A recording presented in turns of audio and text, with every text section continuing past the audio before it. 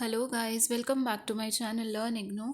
सो guys, आज हम करेंगे MMPC 003, that is business environment. मैंने इसमें देखिए कुछ कुछ पॉइंट्स हाईलाइट किए हुए जो कि एग्ज़ाम पॉइंट ऑफ व्यू से बहुत इंपॉर्टेंट है। ये रेपिटेडली आ रहे हैं और मैं और भी सारे सब्जेक्ट्स के videos लाऊंगी।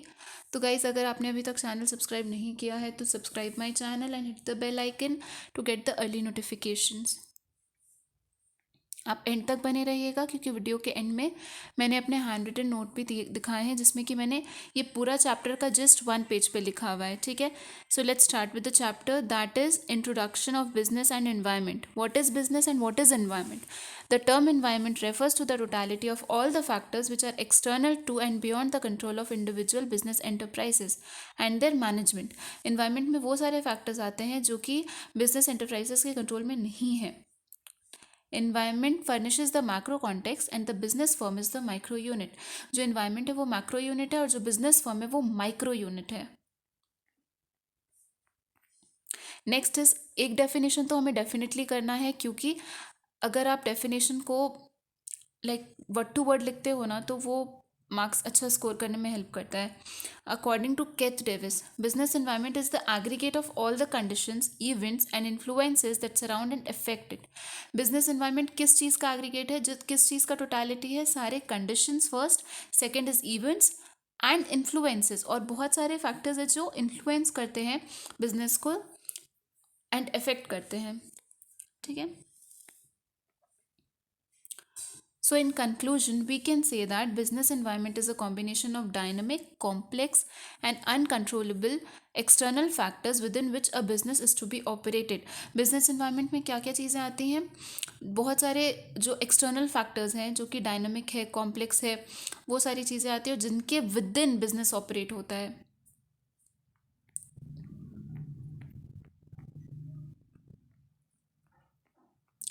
Very important part, nature and scope of business environment. Guys, आप इन सारे टॉपिक्स को अच्छे से किया करो। ये आपको आंसर्स को एग्जैजुरेट करने में बहुत ज़्यादा हेल्प करता है क्योंकि आपको इग्नू में एक आंसर को max to max 5 to 6 pages में लिखना पड़ता है। तो आप अगर थोड़ा सा इंट्रोडक्टरी पार्ट को ज़्यादा लिख दोगे, जैसे दो दो पेजेस आपने इंट्रोडक्टरी पार्ट लिख दिया, तो उससे क्या होता है कि आंसर आपका एलैबोरेट हो जाता है थोड़ा। So let's study the nature of business environment. First is dynamic. Business environment such as internal and external business environment are highly flexible and keeps on changing। Obvious ही बात है, बिजनेस एनवायरनमेंट तो fluctuate करेगा ही करेगा क्योंकि time to time customer के test and preferences बदल रहे हैं, कॉम्पिटिटर्स बदल रहे हैं, पॉलिसीज़ बदल रही हैं, मार्केटिंग चैनल्स बदल रहे हैं, तो इसीलिए बिजनेस एनवायरनमेंट जो है वो डायनेमिक इन नेचर है। Next is uncertain. It is very difficult to presume with any degree of certainty about the factors. हम कुछ भी लाइक असर्टन नहीं कर सकते पहले से क्योंकि बिजनेस एनवायरनमेंट बहुत ज़्यादा अनसर्टन है। बहुत सारे फैक्टर्स है जिसकी वजह से ये फ्लक्चुएट करते रहता है। Next is complex. It is very complex क्योंकि इसको बहुत सारे चैलेंजेस को फेस करना पड़ता है, जैसे technology, global competition, leadership changes, social conditions, regulatory condition etcetera. Relativity. Business environment is associated with norms and conditions, and this is the reason that business environment varies from country to country। business environment vary करता है। आज जो India का business environment है वो UK का नहीं होगा क्योंकि वहाँ पे जो फैक्टर्स है, वहाँ पे जो डेमोग्राफी है वो यहाँ से काफ़ी ज़्यादा अलग है। Next is interrelation. All the factors and forces of the business environment are related to each other. Obvious सी बात है, जितने भी फैक्टर्स एंड फोर्सेज है वो सारे इंटरकनेक्टेड हैं।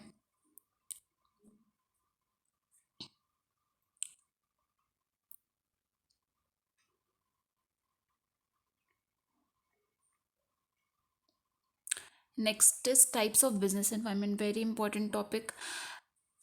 सी, इसमें आप कंफ्यूज मत होना, इसमें बहुत सारे सब डिविजन्स हैं। पहला head is business environment. Next, business environment he further दो पार्ट्स में डिवाइडेड है, एक्सटर्नल एंड इंटरनल। अब इसमें एक्सटर्नल के फिर दो पार्ट्स हैं, micro MICRO and macro.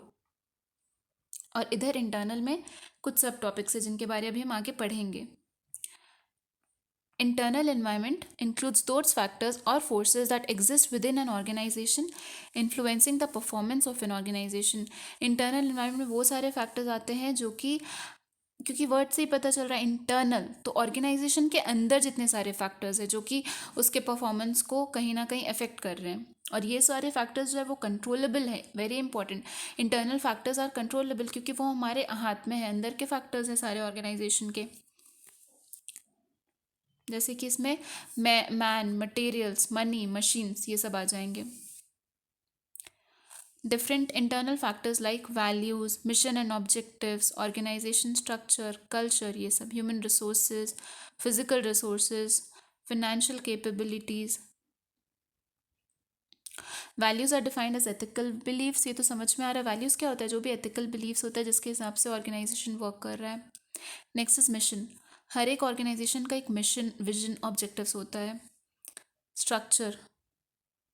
Next is culture, values and beliefs, जो भी कल्चर है ऑर्गेनाइजेशन का, कॉरपोरेट कल्चर। जैसे कि human resources, human quality of the firm is a very important factor of the internal environment. कैसे employees हैं, उनके skills क्या क्या हैं, उनमें क्या क्या कॉम्पिटेंसीज है। Physical resources and financial capability, physical resources as in machinery, plan, equipments, ये सब। अब आते हैं हम external environment. External environment refers to those factors और forces that exist outside the organisation. External that means outside. So internal में आ गए सारे इंटरनल फैक्टर्स जो कि ऑर्गेनाइजेशन के कंट्रोल में है, और एक्सटर्नल में वो सारे फैक्टर्स एंड फोर्सेज आएंगे जो कि हमारे लाइक ऑर्गेनाइजेशन के कंट्रोल में नहीं है। जैसे कि माइक्रो एंड मैक्रो, इसके दो सब पार्ट्स हैं। पहले हम पढ़ेंगे micro environment, those factors which have a direct impact on business. मतलब इनका इनका एकदम डायरेक्ट इम्पैक्ट होता है, जैसे कि suppliers, customers, marketing intermediaries, competitors, public.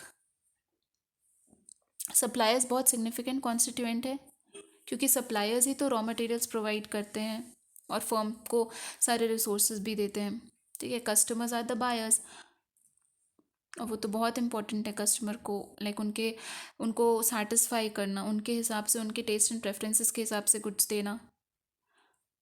Marketing intermediaries, intermediaries भी बहुत ज़्यादा मेजर रोल प्ले करते हैं, जो कि रिटेलर्स, होलसेलर्स, ये सब जो लिंक का काम करते हैं फर्म और कस्टमर्स के बीच में।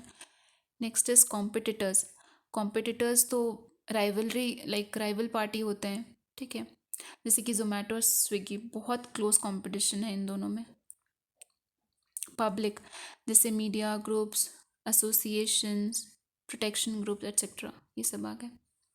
अब है मैक्रो, हमने पढ़ा MICRO ऊपर, अब हम पढ़ेंगे MACRO, मैक्रो। इसमें these are those factors or conditions which are general to all business and are uncontrollable, ये हमारे कंट्रोल में नहीं है।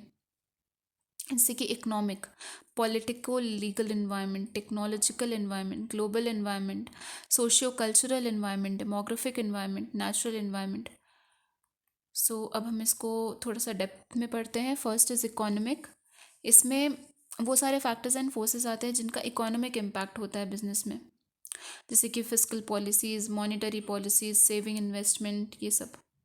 Next is politico legal environment, includes all those factors related to the activity of legislature, नाम से ही पता चल रहा है पॉलिटिको लीगल, एग्जीक्यूटिव, जुडिशियरी, ये सब। Next is technology, technology is defined as the systematic application of scientific और other organise knowledge to particular task. मतलब इसमें सारे वो टेक्नोलॉजी कैसा है, सॉफ्ट है कि हार्ड टेक्नोलॉजी है, वो सारी चीज़ें आती हैं। Next is global or international environment. The global environment includes all the environment factors having a global impact. मतलब कि इंटरनेशनल environment भी आज बहुत ज़्यादा हाइप में है। क्यों? क्योंकि आजकल सब कुछ ग्लोबलाइज हो गया है। आज एक कंट्री में काम नहीं होता, बस क्रॉस नेशन काम होता है। ठीक है, socio cultural environment reflects the customs and values, जो भी एटीट्यूड है पीपल का टुवर्ड्स वर्क, टुवर्ड्स लाइफस्टाइल, ये सारी चीज़ें इसमें आती है, education and all. Next is demographic, demographic includes the composition and characteristic of the population, मतलब पॉपुलेशन कैसा है। Next is natural, natural means वही हो गया, natural resources, ecological resources like minerals, oil reserves, weather, climatic condition, forest resources, port facilities, मतलब जो भी natural factors है जो कि अफेक्ट कर रहे हैं। Next is importance, enable the organization to identify the business opportunities and achieving the first mover advantage, very important point, क्योंकि अगर आपको बिजनेस एनवायरनमेंट का आइडिया होगा तो आपको फर्स्ट मूवर एडवांटेज मिलेगा, और आप जितनी भी अपॉर्चुनिटीज़ और थ्रेट्स हैं उनको आइडेंटिफाई करके उसके हिसाब से आप वर्क कर सकते हो। अर्ली वार्निंग सिग्नल्स, मतलब कि अगर बिजनेस एनवायरनमेंट का अच्छा आइडिया है और आप स्कैनिंग करते हो तो आपको पता चल सकता है कि क्या क्या पॉलिसीज़ है जो कि नेगेटिव रोल प्ले कर रही हैं, क्या क्या चीज़ों पे हमें ध्यान देना है, क्या क्या थ्रेट्स है, डेंजर्स हैं। Help in tapping and assembling resources, resources को अच्छे से असेंबल करना, ऑप्टिमम यूटिलाइजेशन करना, ये भी बहुत यूजफुलनेस है बिजनेस एनवायरनमेंट का। Helping adjusting and adapting to the rapid changes, इतने सारे रैपिड चेंजेस हो रहे हैं आज, इतना ज़्यादा ग्लोबलाइजेशन हो रहा है, सब जगह इतना डेवलपमेंट हो रहा है, तो कहीं ना कहीं वो चेंजेस के साथ अडेप्ट करने में हेल्प करता है। Assistant planning and policy making, policy making और प्लानिंग में भी अच्छे से हमें हेल्प करता है। Help in performance improvement, ultimately तो परफॉर्मेंस इन्हांस होगा ना, क्योंकि अगर सारी चीज़ें अच्छी हैं, फैक्टर्स अच्छा है, इन्वायरमेंट इंटरनली एक्सटर्नली अच्छा है, तो अल्टीमेटली परफॉर्मेंस भी इन्हांस होगा। नेक्स्ट इज इन्वायरमेंट स्कैनिंग, इसमें आता है आपका स्वॉट एनालिसिस, दैट इज इसमें दो एनालिसिस, इंटरनल एक्सटर्नल। इंटरनल में आता है SW और एक्सटर्नल में आता है OT, opportunity and threats. Strength क्या है? It reflects the core competency और capabilities of an organisation for which it can achieve the strategic advantage over its competitor. मतलब कि आपका स्ट्रेंथ क्या है, आप में क्या अपर हैंड है, मतलब कि आप क्यों अलग है सबसे, दूसरे ऑर्गेनाइजेशन से आप में क्या स्पेशल क्वालिटी है, क्या स्पेशल कॉम्पिटेंसी है जो आपको एक अपर हैंड देता है। Weakness, weakness means those factor which prevent successful result, मतलब क्या क्या वीकनेस है आपका जो कि आपको आपके रिजल्ट्स को अटेन करने में हेल्प नहीं कर रहा। Opportunity, these are favourable circumstances present in the external environment which should be grabbed, मतलब कि अपॉर्चुनिटी जो है इसको आप ग्रैब करिए ताकि आपका स्ट्रेंथ इन्हांस हो और आप कॉम्पिटिटिव एज लो सबसे। कुछ तो आपको आपका USP रखना पड़ेगा। Threats, the term threat reflects exposing vulnerability to something which leads to adverse impact. Threat kind of danger हो गया, ठीक है, जिसका कि एडवर्स इम्पैक्ट हो सकता है। तो स्वॉट एनालिसिस करना is very important. SWOT, strength, weakness, opportunities and threats. तो गाइज ये था फर्स्ट चैप्टर के इंपॉर्टेंट टॉपिक्स का डिस्कशन, और अब मैं आपको दिखाऊंगी मेरे हैंड रिटन नोट जो कि मैंने पूरे चैप्टर को 1 पेज में समराइज करके रखा हुआ है।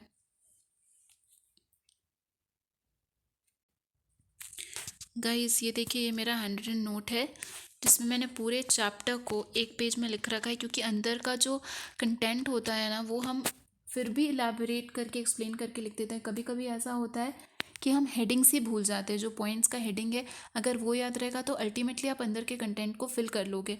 तो ये मैंने 1 पेज में सारे इंपॉर्टेंट पॉइंट्स को लिख रखे हैं। See first is in business environment का definition, then nature, then scope, then types, importance and environmental analysis.